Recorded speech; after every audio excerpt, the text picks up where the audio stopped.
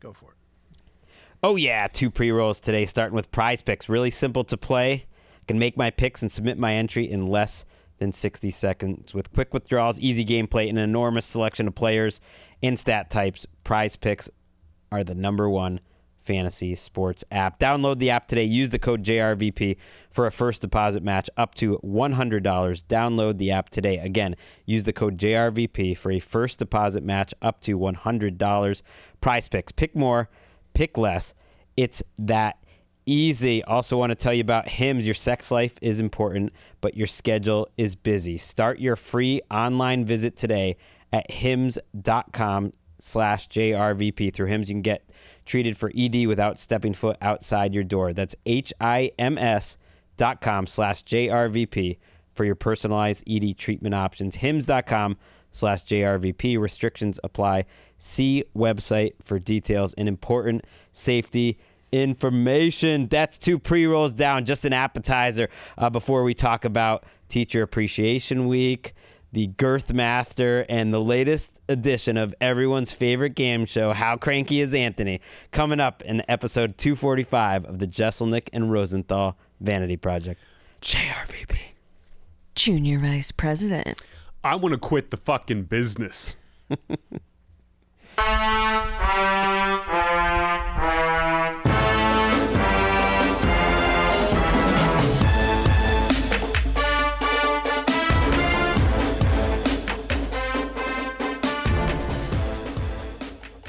Slightly concerning start to the show there. You would have thought that I would be that like last week was the worst. You would think, oh, Anthony was in such a bad mood last week that he must be in a better mood this week. I think I'm in a worse mood now than I was last week. I don't even remember what happened last week that I was so mad about. I think you're just tired. You're just tired and cranky. I'm tired. And it was on Monday, so it was a short turnaround, but you just had more That's shows. what it was. We both parked at the same time. We got out of our cars, and I just asked you, how's it going? And you actually didn't answer me. You just like had a sigh and continued to walk. And that's why I feel encouraged that at least when I made that little joke about how cranky is Anthony, you gave me like a polite half smile. So you sort of laughed. We are very lucky that people seem to like it when I am like this. I don't know why people seem to really enjoy it, but they love it. In a way that if I didn't get like this, I don't think we'd still have a podcast. Last week, yeah, I was pissed because I came in from a short week, had to leave Tuesday morning for Boston, and now I'm pissed because I left Tuesday morning for Boston. Went and did all those remake shows, makeup shows. Philadelphia show was great. Boston was fantastic. Love the Wilbur Theater. I did the new one, the other theater they own. It's a little bigger. Didn't like it as much. Still a cool place. Still like Boston. I forget what the fucking place was called. But it wasn't the Wilbur. 2 shows at the Wilbur on Wednesday. Those were great. Medford? Is that a place near Boston? That's a city, Yeah, I was in Medford town. Friday. Yeah, Medford Thursday. That was cool. Did that fucking casino, Foxwoods, which I always enjoy. Foxwoods Casino, get your shit together. Biggest casino in North America, I think, might be the thing. Your rooms fucking suck.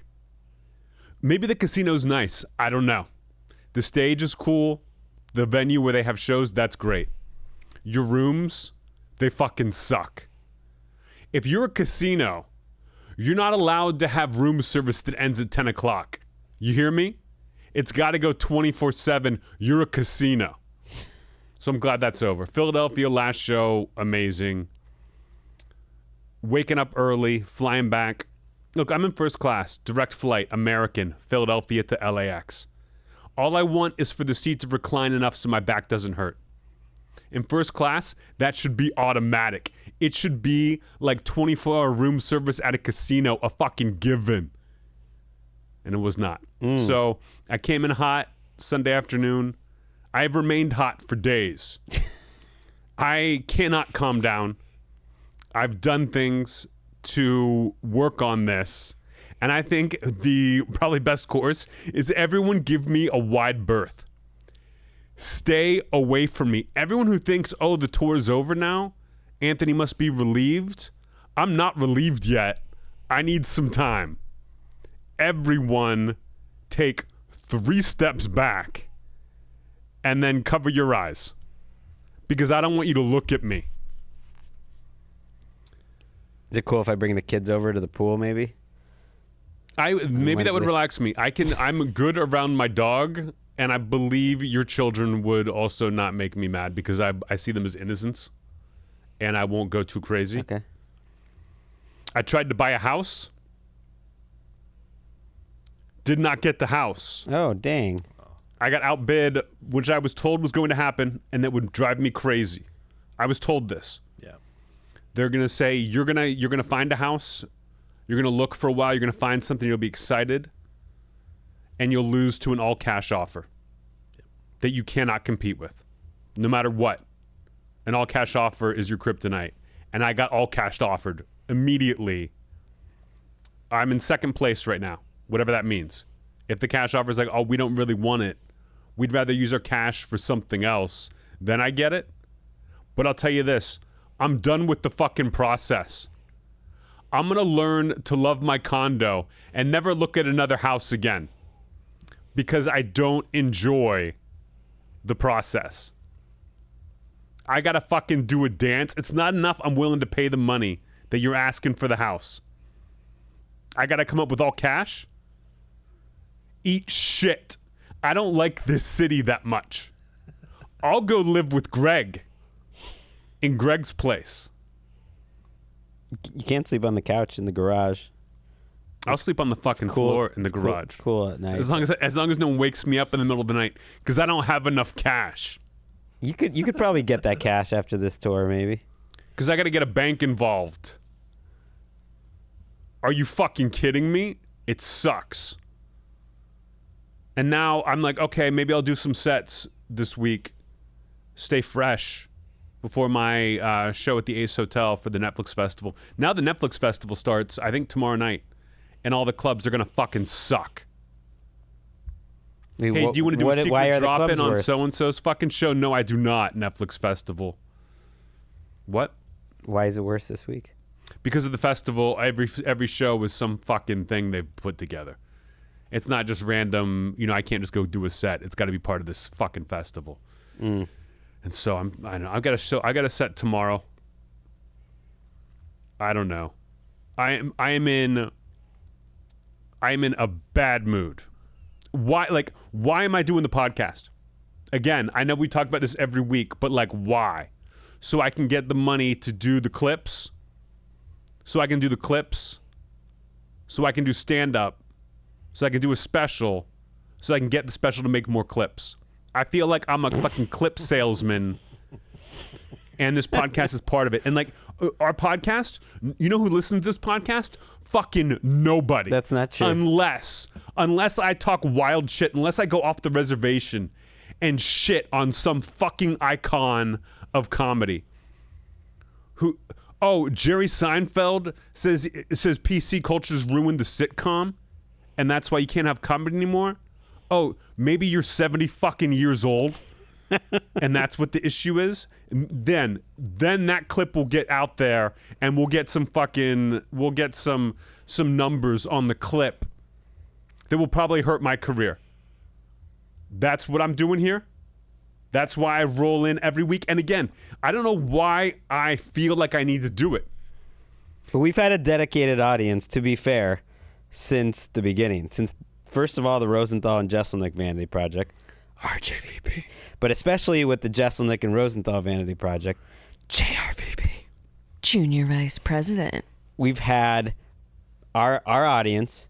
There are bigger podcasts, but I look at the numbers, for instance, at the NFL, compare us to other podcasts, for instance, that they make, other sports podcasts out there, and we have a bigger audience than that. We have our consistent people, we have our tens and tens and tens of thousands and more, and they're coming back every week. So don't insult those people who have stuck with us. But you're right. The social clips only take off when you bang on some alt-right guy or some comedian. It doesn't fucking matter. This podcast does not matter unless we start bringing in Joey Coco Diaz every week. Then I don't know what the fuck. I don't know why I'm even involved in this world anymore. You'd feel different, or you might feel different just when this all takes a backseat. Now, this touring is maybe the most intense touring you've ever done in your life, and seeing you now and the heightened annoyance, and you're just burnt out. From my vantage point, do you identify more with celebrities who eventually just become monsters? You know what I mean? Like, you've reached a point now where whatever's going on in your touring, or maybe rock stars would be a better comparison because they're traveling all the time. Like, you've reached the point now where even the people that you love that are around you, that you live with, you're telling them to give you a wide berth. Now you can maybe understand why so many people talk shit about these celebrities behind their back. I think that the celebrities are smarter than I am. I think that I treat my coworkers as well as I possibly can, and so I take the hit. Whereas if I just lashed out at everyone all the time, I feel like I would be happier. Because I keep it inside and I'm polite all the time, I'm pissed. I think it's to my detriment. I'm too nice. Well, I think you just stumbled upon why you're doing this then. This is your way to get it out. This is your vent session. This is your therapy, really. So why do I do it? Yes, that is what I'm doing, but why does this help me as a comedian to come on here and spew? And that's what I have to do on this podcast. It's the only way I know how to podcast. What is my benefit? And I guess creatively I'm in between. It's like I can't let go of the old hour yet, even though it's filmed. I've got Europe coming. I got more dates coming in fucking months. In fucking forever. Because I moved the dates for the Comedy Central TV show. Any Comedy Central updates? How about they fired the fucking president of Paramount? So they can go through with the merger. You're never seeing my TV show. I moved tour dates for no reason. None. The only good news is I don't have to do that fucking show anymore. And if they come back around, for sure? No, but it's not looking good. Considering that the entire reason for the show's existence was not to get sued by shareholders for rerunning ridiculousness too much. I'd love to start working on the new hour. I'd love to start working on something else, but I can't yet. I need to just fucking unclench. And again, I should just stop showing up to do this. No one would be mad. We could absolutely work, off weeks into the schedule. We've weirdly been on a stretch of, week after week. I mean, we could do this with little planning. Maybe take a vacation, go to Foxwoods, but not have to perform. We could do this once a month.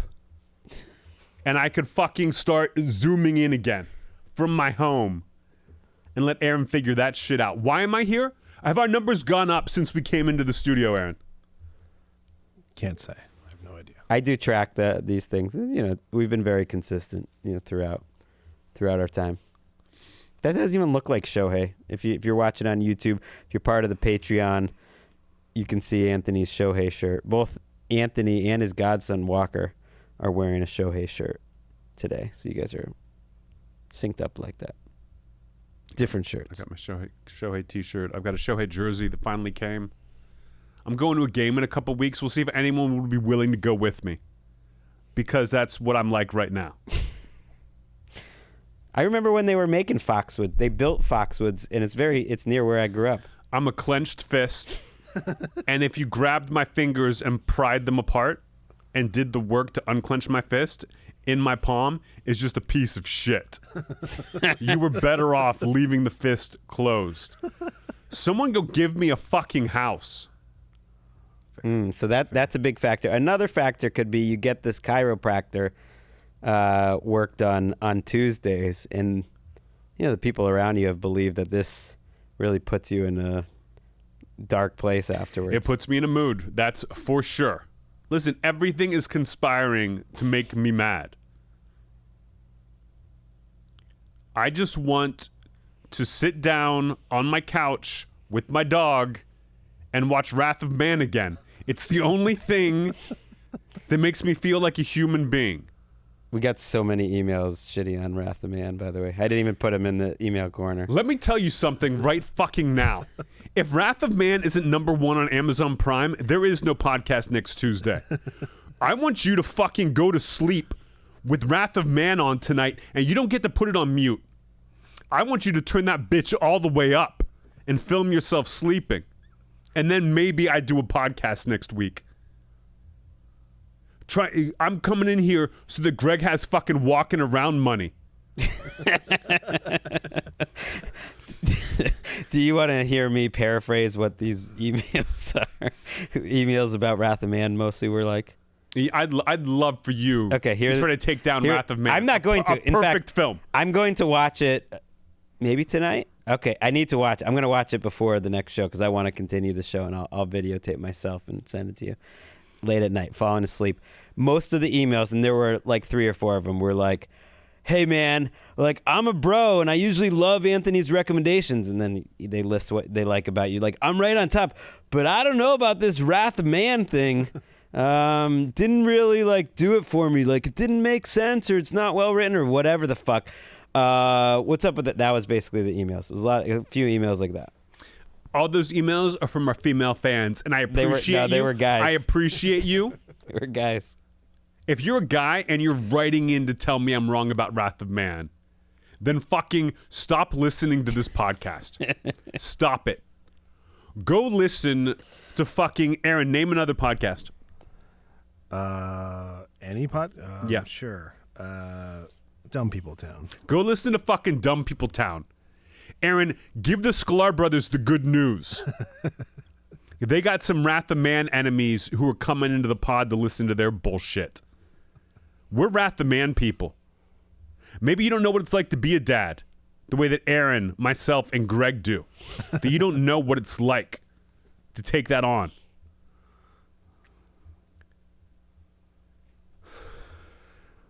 How was your week? It was solid. NFL draft. Thought of you driving to a movie on Sunday. We saw like a we never do this as a family, but we saw Spy Family, Code White, or something like that. And Ellis is really into it. It's like a manga or anime type of movie. It was good, as those things go. But we're on the Santa Monica. Do you know that billboard where it counts down, or it counts up the amount of nicotine death every year? Mm-hmm. Like, my kids are very into that. I don't know why. They're into the nicotine death billboard. And if we're at the red light long enough, like, someone else dies, like the number changes, and then Walker especially starts going crazy. Like when it changes, they start laughing. They're like, "There's another death," and the crowd goes wild. And when that happens, I think of you. Yeah. All right, that does make me happy. It did remind me too, at New Year's Eve this year, right at midnight, people go out.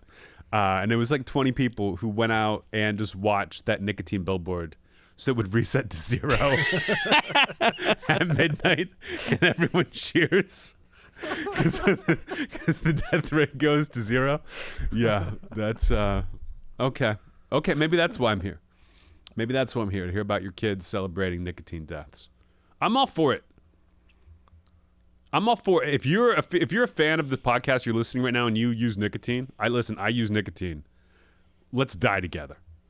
Let's get on that fucking billboard. Let's fucking make something of ourselves. And now it's time for Did We Get Any Notes? Did we get any notes? Notes. Did we get any notes? Notes. Did we get any notes? Got a lot of feedback about your poll. I don't know if we ever really put up a poll. I was going to do that on Instagram, but we got some emails about, which parts of the show you like. I know you saw some feedback. Nick wrote in, and this was pretty typical, said they love the week. We do care where Greg has dinner in K-Town. Basically, the best part of the podcast is you guys just talking about whatever the fuck. Headlines is my least favorite, but that's only because there's often gross shit, and I'm very sensitive, but it's still dope. That was fairly typical from the responses I got. It was a lot of, I would say the top of the show was probably the most popular answer. I saw a lot of like, oh, we like this. We like the week. Our favorites the week. No, our favorites headlines. No, our favorites email corner. I think it sounded like people could lose a little bit out of email corner. So I'm going to take us back down to 3. Greg was trying to get us into 4. He had 5 this week. And Well, I there's said, a reason. absolutely not. We're doing 3. And I like the suggestions to keep it under an hour. People want us to be under an hour. I'm happy to be under an hour. And people said, would you do recommendation station in the beginning and have it last the whole podcast? People really give a fuck what books we read. People do, actually. People buy it. We hear about that a lot. If people cared what books we read, We're selling books. if people cared what books we read, Chain Gang All Stars would still be number 1. Still be number 1. I have handed copies to people, and they've still not finished those copies. Martyr is, at least for me, this year's Chain Gang. I'm just trying to push that onto everyone. Our friend Raga Naresh recently read it and loved it. My friend Joe Mandy started reading it. I told him it's great. I wonder if he finishes. If he finishes that fucking book. And that was, did we get any notes? You know what? All Things Comedy, if you're listening, give me some notes on why I should keep doing this. 245 episodes, I could leave it at that. 250 sounds like a nice round number to retire on. It's making me worse as a person. I wonder if it even helps my friendship with Greg, or if it's hurting it in the long run. If I rage quit this, if I just did not show up next week, are we still friends? Are you a little bit mad that I didn't include you in it more or give you? What's the best I could do for our friendship is be like, hey, 2024, this is the end of the podcast. We'll go to the end of the year and then dunzo. I don't think it has a major impact on the friendship either way. If anything, you could argue the podcast has replaced the friendship. Yes. And it's hurt it. I wonder if when this is all over, if I would end up missing the podcast in a couple of weeks. Yes. Do I just need a month where I don't have to fucking come here and do this? And listen to Aaron give me excuses for why the studio looks exactly the same as it did the day we moved in.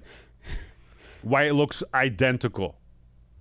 If I took a red pen and put a little red dot on the floor underneath the carpet, it would be gone next week because Aaron will not let anything in the studio change from the way it was when I originally walked in here months ago. What was your excuse this week? The other guys took their toolboxes away? I don't fucking believe a word of that. I don't know why you didn't just not say anything, because it would have made me less mad. Well, I apologize. The apology goes a long way. I can tell you meant it. Yeah. And now it's time for Aaron. Ad copy. That's right.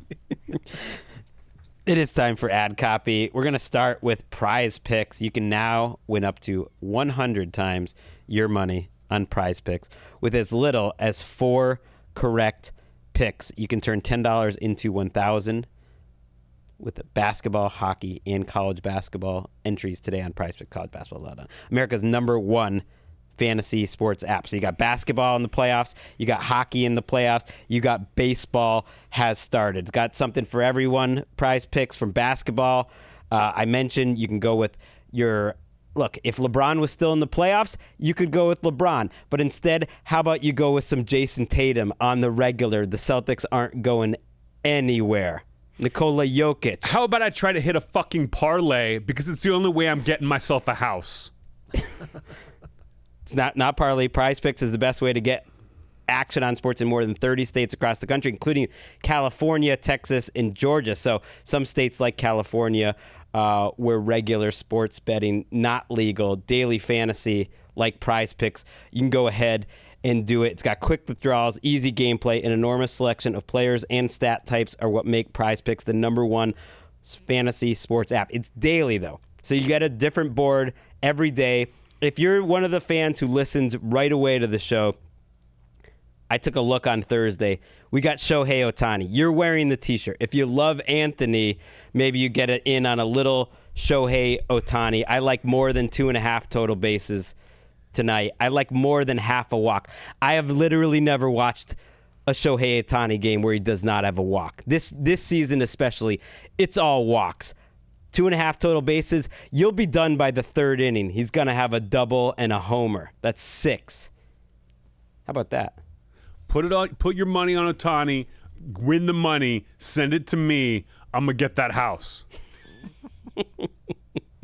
Love the NBA playoffs. And yeah, just the first round is starting to wind down, but it'll be going for a while. So Prize Picks will have all your NBA playoff action. You can do assists, rebounds, whatever you want for any player that you want. Download the app today. Use the code JRVP, and you get a first deposit match up to $100. Again, download the app today. Code is JRVP. First deposit match up to $100. Prize Picks. Pick more, pick less. It is that easy. Also want to talk about hymns.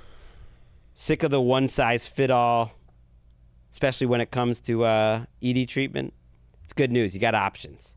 You got Hims. Hims is changing men's healthcare by providing access to affordable sexual health treatments from the comfort of your couch. The process is simple.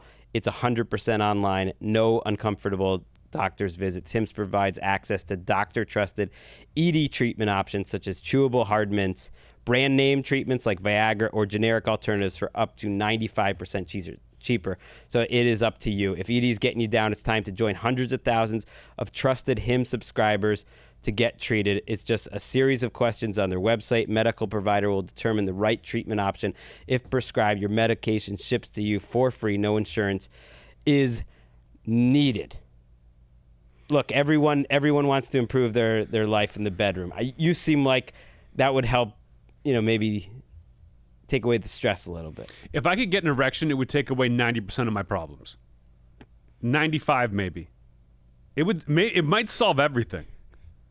Start your free online visit today at hims.com/JRVP. That's HIMS.com/JRVP for your personalized ED treatment options. hims.com/JRVP. Hard mints are chewable, compounded products which are not approved by or verified for safety or effectiveness by the FDA. Prescriptions require an online consultation with a healthcare provider who will determine if it's appropriate. Restrictions apply. See website for details and important safety information. Subscription is required. Price varies based on the product and the subscription plan. And that was Ad copy. We moved up ad copy. We moved it up. And now it's time for Email Corner. Email corner. Emails are a thing. Email corner. It's email corner. I'm so ornery, I almost forgot what emails were. Can you fucking believe that? Jesus. Can you believe we live in a world where I almost forgot to say the emails are a thing? Thank God it's in the song. Aaron, don't you have new songs for us? Some potentials, yeah. Didn't you sent me an email full of songs that said, listen to these and tell me if you want me to put them in the show. And what did I say? I'm never going to listen to these. That's right. Do what you want. That's right. And I expected you to just put them in. I'll work on it with you, Aaron. Yeah. For next week. Yeah, we'll be fine. I'll take the ownership there. We get emails, JRVP Junior Vice President at whogivesafuck.com. Fucking send in more criticism of Wrath of Man. Kick me while I'm down. The hair's looking great, though, today. I got to say, the swoop. I can see the vision now. When she first did it, people were getting on you a little bit, and now I see the vision. You've grown into it. That's all I'm saying. I can't see your eyes. Actually, I kind of can. You're never going to see my eyes again. I'm sunglasses. You are not going to see me on this podcast without sunglasses on. If you see a clip of me without sunglasses on, it means someone just hit me and my sunglasses are across the room and I'm trying to get my sunglasses back. That's what the clip will be called. I'm going to say then JRVP is bad for our friendship if it's sunglasses only from now until eternity. Got to see those baby blues. I don't even know. Tuesday, National Email Day. How about that? Today. And since emails are a thing, and this is from one of our listeners, it's officially National Email Day. They felt that we should be aware of this very special day in the JRVP world. Anyone can make up a day and make it a national holiday, apparently. Someone made it National Email Day. Fucking email commission. I don't know. My question for the question for us is, if you could make a special day, what would it be? What day it would be on? Would it be on? I know I have got my full answer. Do you want to go first? No, I want to hear yours. I'm going to make the entire country happy. I'm going to make the whole country suck my dick. I'm going to make the day after the Super Bowl a national holiday. The Monday after the Super Bowl is a national, no one works. You are not allowed to work. You better eat on Super Bowl Sunday, because on Monday all the restaurants are closed. No one has to work or do anything. And I'm going to call it Colin Kaepernick Day. I think people would love it. I love that idea. I always take that day off anyways. I'm traveling back from wherever. Sometimes that day, every once in a while, is it on my birthday? Not quite. But it's that week. They are threatening to change the season and move it back 1 week. At that point, it would be a holiday. It would be President's Day. But who knows if that's actually going to happen, and it might not happen until the next collective bargaining agreement. I like that you are stepping in and making it happen now. At first, I thought you were suggesting it was National, like, Suck Anthony's Dick Day. That the entire country was going to have to suck your dick. That's how you started it. I mean, that's not... When people are like, oh, I can't believe it's National whatever day, they just make that shit up. International Women's Day. Get the fuck out of here. Every day has got like 8 things on it. And I'm on my Apple calendar and like, oh, I got something tomorrow? Oh no, it's some fucking Islamic holiday I've never heard of. And no, I can't delete it out of my phone. I have to be aware that that's a thing. It's woke. My first what would your holiday be? Well, I was thinking, because a lot of the holidays... How about National Don't Have to Do Your Fucking Podcast Day? I thought of like marginalized group, like serving like kind of underprivileged, overlooked, put upon groups that you can kind of raise up for a day. And so I thought Short Guys Day.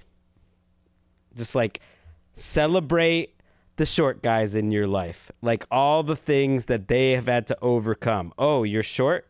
You're going to get passed over in terms of athletics. You're going to, on the average, make less money, supposedly have less options for women. How about let's give the little fellas a day. What day would it be? My birthday, February 19th. And would you call it Napoleon Day? Because I feel like Napoleon Day, that's the first name that popped into my head. Because I feel like even short guys are taller than Colin Kaepernick when he's taking the knee. So I still feel like we got... It's like there's no short presidents, you know what I mean? It's just like, let's start... Well, John Adams was very small. Looking at deeper... Is that true? Oh, yeah. He's like 5'2". He's dead. Yeah, but there was no one knew he was short. People didn't even know back then that, like, Teddy Roosevelt had polio. There was a guy in a fucking wheelchair. That was FDR. For 8 years. We had a guy in a wheelchair. Imagine that shit happening today. You couldn't get someone elected on a fucking skateboard today. It was more than 8 years. It was like 12. He was elected to 4th term when he died. That's back when presidents were men. Our next question, Kyle asked, Anthony, do you ever feel locked into the specific style of comedy you've become known for? I'm sure you could nail other styles if you wanted, but I also know your fans likely expect the Jeselnik brand they fell in love with. Curious if that's something you think about when writing and performing. Not really. Occasionally I'll think like, oh, do I want to keep doing the short jokes? This is my voice for a reason.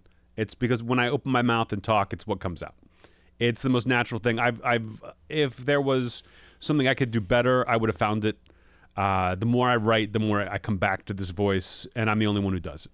So I'm very happy. I don't feel like it's a trap. I feel like it's a schoolhouse, And I'm teaching fucking lessons.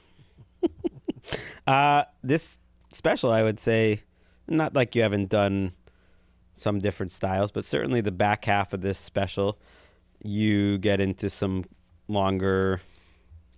There's some storytelling. Storytelling. There's a little storytelling at the end of every special. I have an idea for where I want the next hour to go. Ooh. And it'll take some time, but I don't feel locked in. I'm grateful that I was able to find my voice, and I enjoy using it.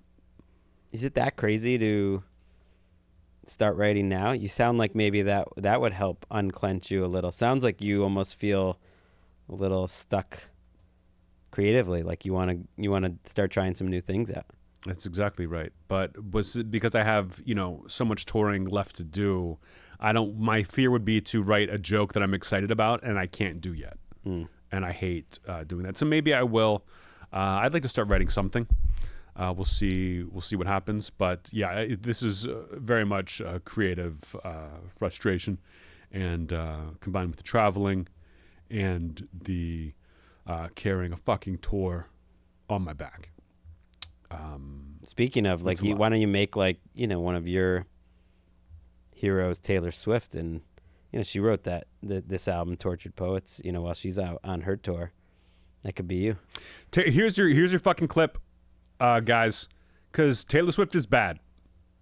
I didn't know. I wasn't that passionate about Taylor Swift until now.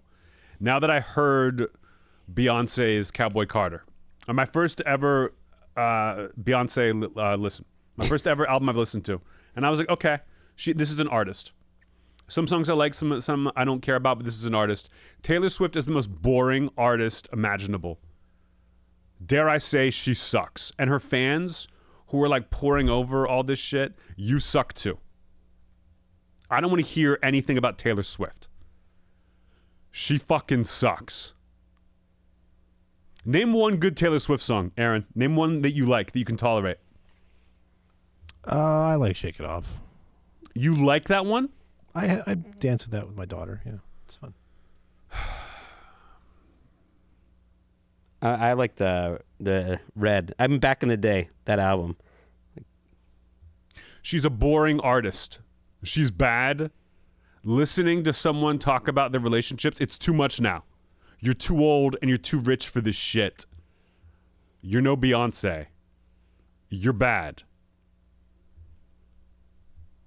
Tortured Poets Department, get the fuck out of here. She's no Beyonce, but she's not bad.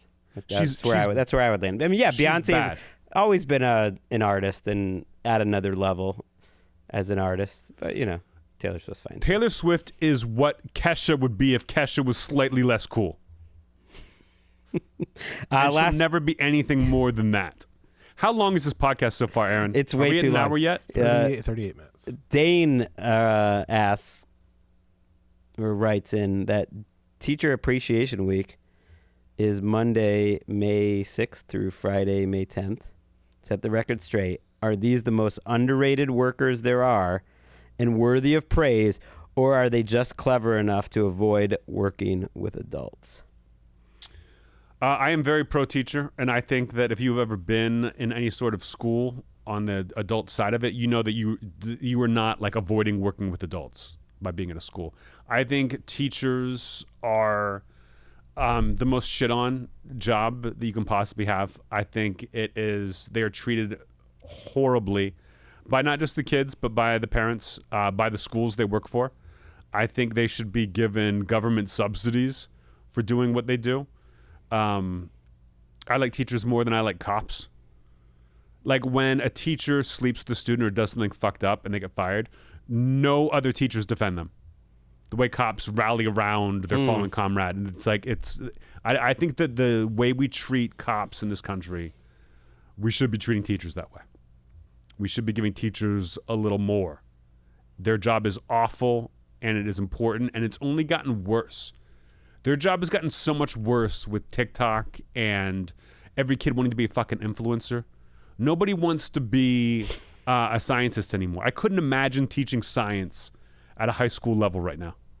Watching the world fucking burn. One of my best friends, Dave, teaches science at a high school level, and I think he finds it very rewarding. And the kids are into it. You find your people. Good. You find your people. Good. Teachers should be given more money and given an extra season off. Not just summers anymore, guys. The fact that teachers have to like drive DoorDash to the parents of the kids they teach to make ends meet is disgusting. Teachers having to buy their own supplies, disgusting. No, I agree. Every teacher my kids have had and all the teachers in their school, like it seems like the closest thing to anyone I know of just superhero is the wrong word, but just like people that are unquestionably making the world a better place and doing it for the love of the game and the love of their kids. And nothing drives me crazier than other parents who do this little like complaining, or they talk to each other and trying to like, oh, is this teacher doing this or that? It's like, what have you done? What are you doing for these kids? They're all amazing. And I couldn't echo what you said anymore. They're bad teachers. I'm not saying there aren't bad teachers, but I think the job is so brutal that I can't believe anybody even wants to do it. I can because I do find that it's rewarding for the people that do it, and it's not for everyone, but for the type of person that does it. It is rewarding, I think, in a way that most people going through their lives don't get out of their job. And you can't put money on that, unfortunately, and they don't get enough money. But they are getting value out of like doing something worthwhile before they die, which a lot of people don't get that out of their job. That's all I'm saying. I think it sounds like pure hell. The most thankless hell. It sounds like being a referee for like an 8th grade basketball game where you're just getting fucking yelled at from on all sides. They're like, why do you take this job? You underestimate the kids. I mean, the kids can be great. A big cross section of the kids can be great, and that's why they do it. It's fun to have them in your classroom, I think. Listen. Maybe not high school. I wish them all the best, but I thank God I do not have to do that. I thank God that they're there. And that was Email Corner. And that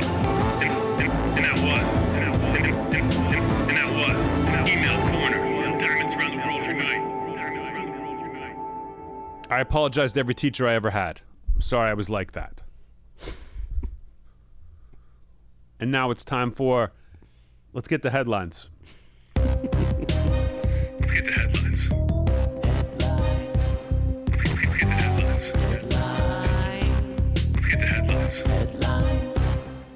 One of my favorite parts, the NFL draft, which we just finished over the weekend. Big week for me at work, is watching the videos of the kids getting drafted, when they're live on them in their house. In part because, their dreams are coming true, but also the family dynamics are always fascinating to watch. A perfect example this last week was Jets tackle Olu Fashanu, was the number 11 pick in the draft, I believe, getting selected. And when they showed him his mom absolutely making like the all-pro left tackle that her son hopes to be, and blocking the hell out of Fashanu's girlfriend trying to get a hug in the big moment. Let's take a look at that. If you're watching on YouTube, you can see the mom. The girlfriend is next to him.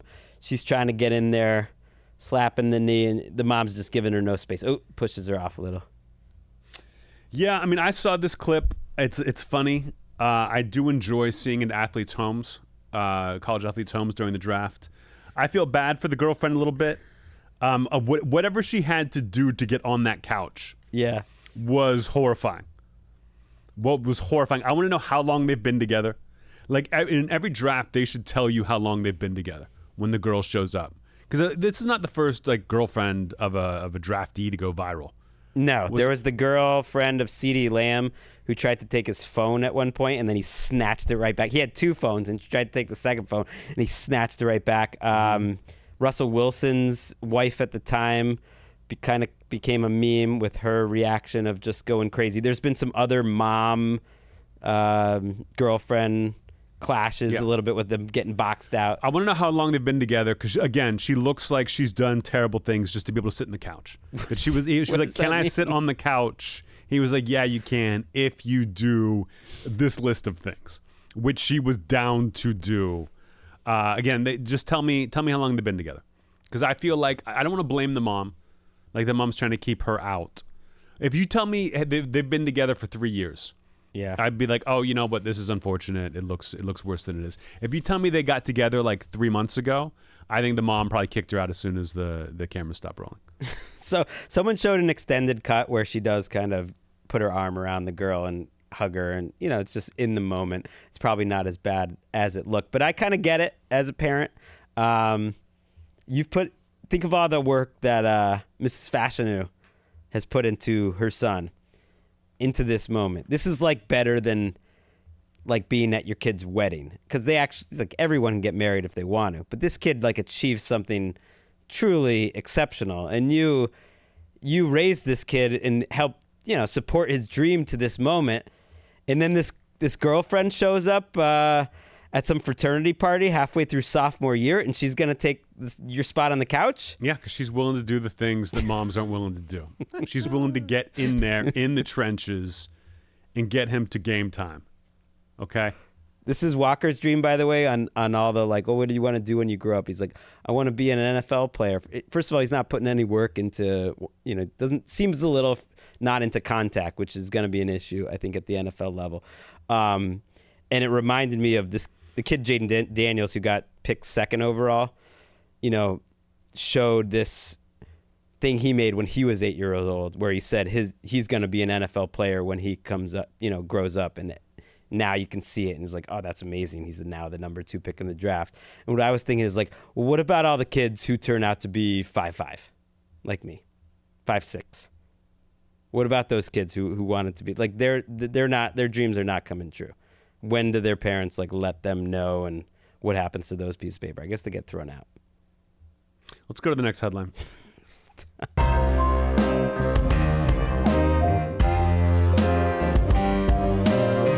So no new songs. No. Did you just not like download them on the computer? I have to download them on my phone. I haven't done that yet. So have you heard the songs?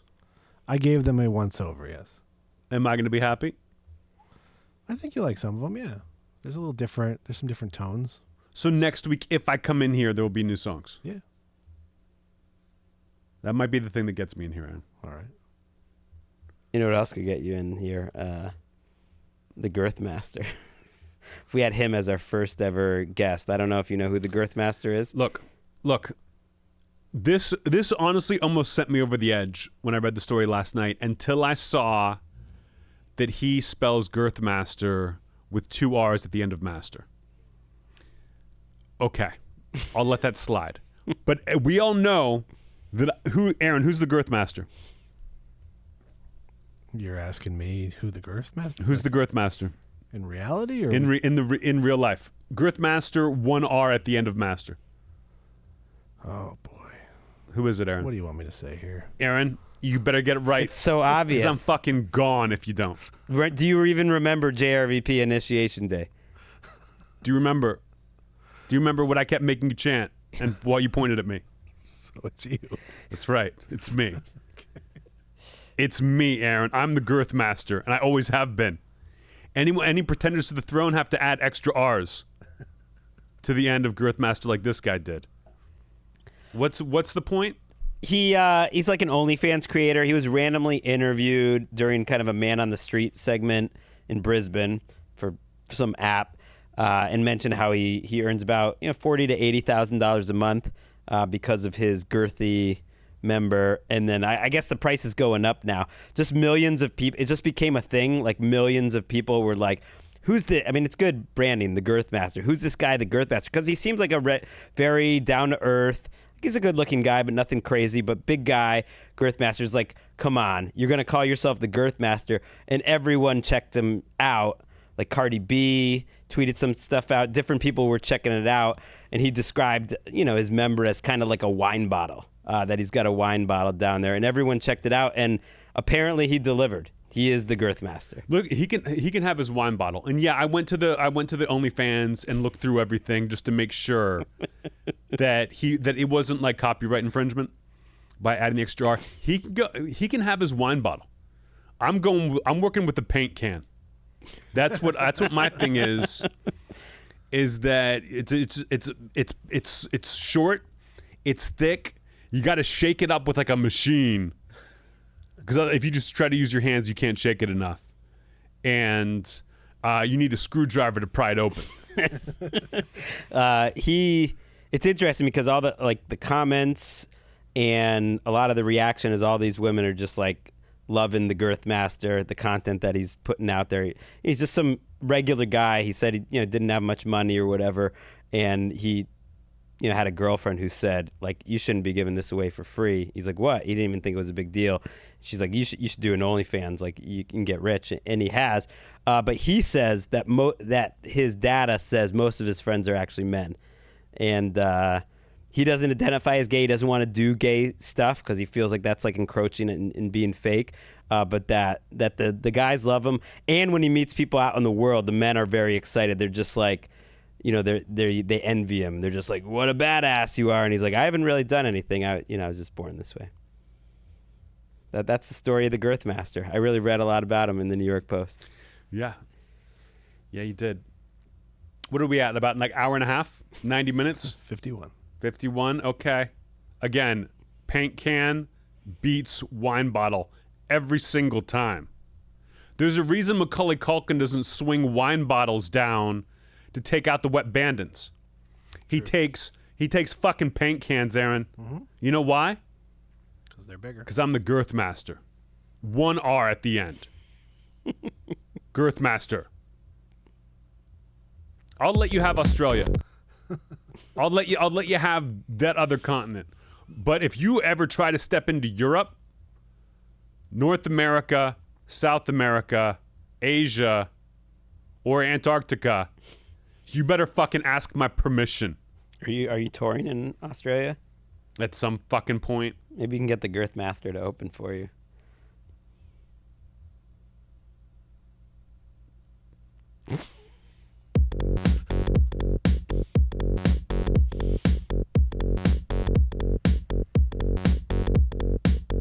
Oh, it's a little bit girthy. No big deal, no worries, mate. It's just a little girth.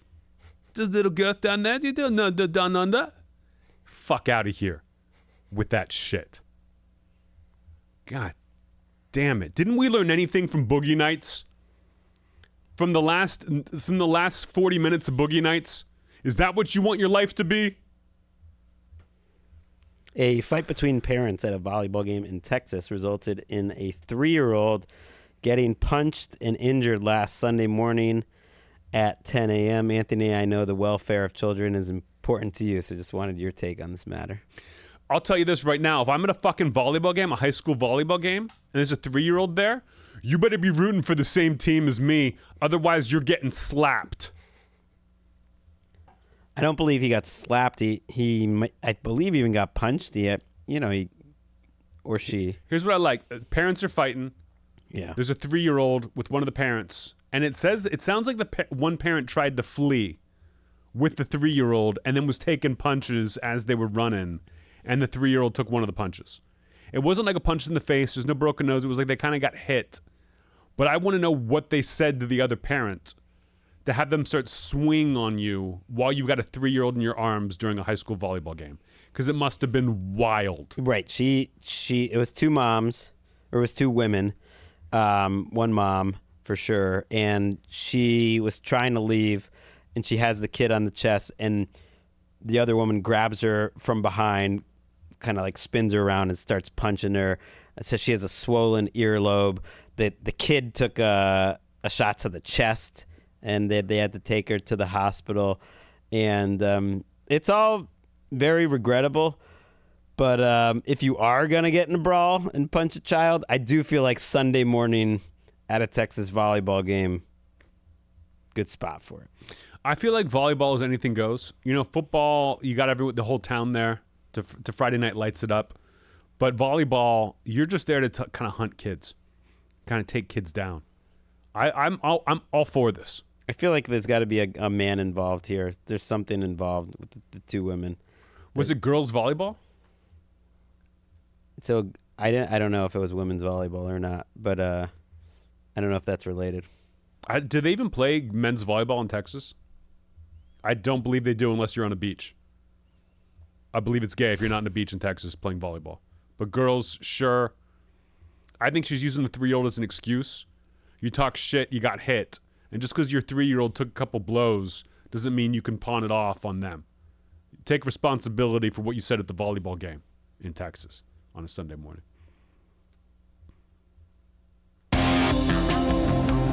Last headline. That's the best song I've heard all fucking day, Aaron. Play it again. Play it again. Last headline. Yeah. A 74-year-old Ohio woman by the name of Ann Myers was recently scammed out of money, and she decided she wasn't going to take it anymore. So she put on an ill-fitting mask and robbed the fuck out of her local bank at gunpoint. Now, this sounds cool until you find out that the bank did not scam her. It wasn't like she was like, I'm sick of these overdraft fees. She did some dumb shit. Yeah. She thought someone called her up on the phone and truly loved her, and she gave them some numbers. That's what happened here for sure. I'll tell you why I like the story. And you can look at the picture of the old woman on the YouTube. Put it up there again just because I like that her mask in no way hides like what she looks like. Yeah, I mean, she said when the cops came to her, she was like, I did it. Yeah. She was like, she didn't really want to rob the bank. She was just kind of. But it did take days, actually. It was they had a manhunt. It took a while to figure out because we can get into it, but she did some things to throw them off the scent. So I think it took like 4 or 5 days. But then when they showed up to her house, she was just like, yeah, it was me. Here's what I like about this story is that this kind of thing is going to get worse in the next 20 years. Old people are going to be so fucking wild. Back in the day, old people were just like, give me a rocking chair and I'm going to like watch TV. Maybe they would get into porn and that would be like their thing, but they're in that rocking chair and they're chilling. Maybe they get some grandkids. Now, these motherfuckers have been playing video games for 40 years and they got guns and they're not going to take any shit. They're going to try to get rich quick on some fucking crypto. They're going to lose it all because that's dumb as shit, and they're going to go rob banks. Old people are going to start shooting shit up. You know how like a few years ago, if you were at a farmer's market, an old person would come barreling through in their car and kill 5 people? Like every weekend that was a thing. Now it's going to be like that with guns. I just don't know why in 2024 anyone thinks that this like robbing banks is doable unless you're like an incredible mastermind. You know how much money she got from the bank, by the way? $500. $500. And she owed $70,000 to her friends. She apparently had taken a $65,000 loan from a friend. She felt like she needed to pay that money back, along with the scam. Yeah, maybe it's all related. You're not getting it from the bank.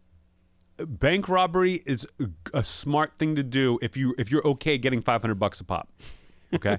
Otherwise, if you're trying to make a big score, you cannot do that. She had the discipline not to go for the vault, you know. I know. 90 seconds in and out. Good times, man. That's where they got busted. If in good times they just said, okay, we'll take what you have there, they're getting away with that shit.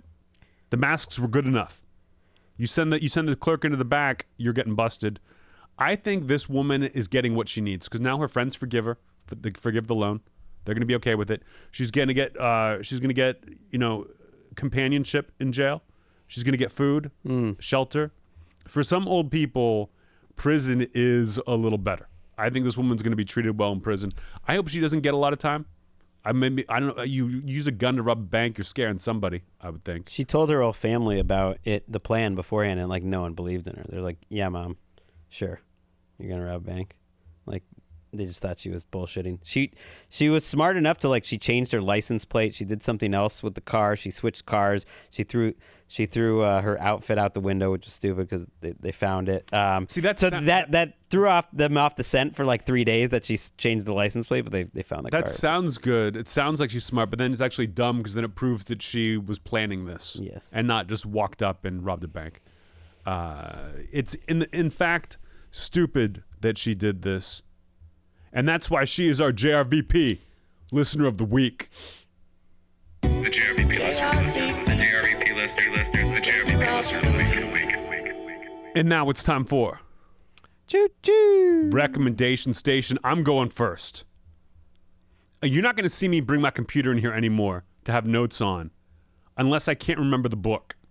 But the book this week, which honestly did not put me in a good mood, not a good book to read while you're on tour, was Knife by Salman Rushdie.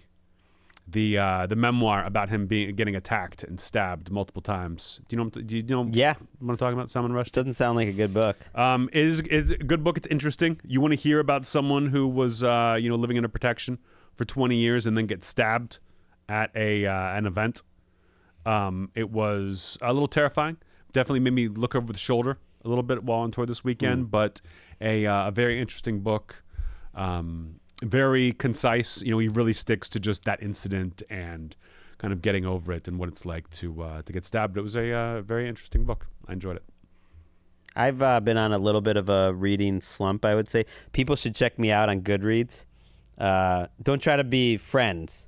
Just follow my reviews, And so then you can see all the books lately that I've just been like kind of met on. So I'm going to go TV, and I might have even recommended this at the beginning of the season, but the last half season of Reservation Dogs, it's season 3. They wrapped up their series, and it's now eligible for Emmys. Give them all the fucking Emmys. The last half season where they wrap up the whole series is so goddamn good. It's a groundbreaking show.